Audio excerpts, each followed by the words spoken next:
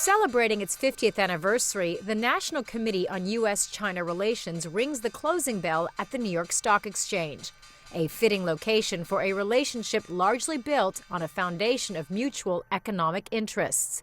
On Thursday, the committee handed out 2 Lifetime Achievement Awards to former U.S. Secretary of State Henry Kissinger and Maurice Greenberg, former CEO of insurance giant AIG. The fundamental thing to keep in mind is that the peace and progress of the world depend on the ability of the United States and China to respect each other's core interests and to modify their core interests in order to make cooperation possible. If that does not happen, the tensions will multiply. The world will be divided between pro-Chinese and pro-American factions. And sooner or later, one of those tensions will get out of control.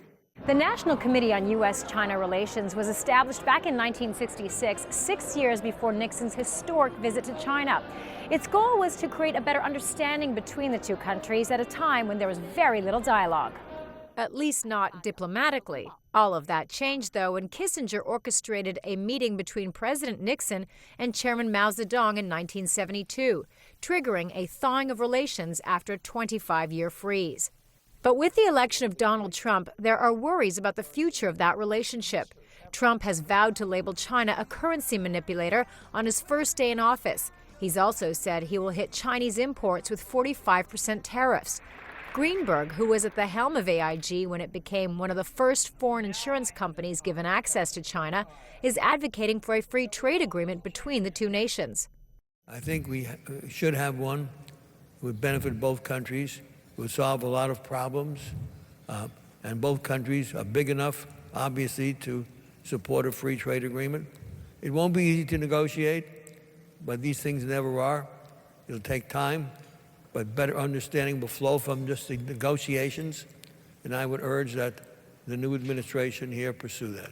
And there are other areas of tension, including the controversial phone call Trump accepted from the leader of Taiwan, which has raised concerns about Trump's commitment to the One China policy, which has been the bedrock of U.S.-China relations for decades.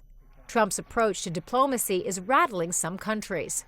The situation in which we find ourselves now is of historic magnitude, and it's of crucial importance that they start the right way and on the basis of respect for each other's fundamental concern.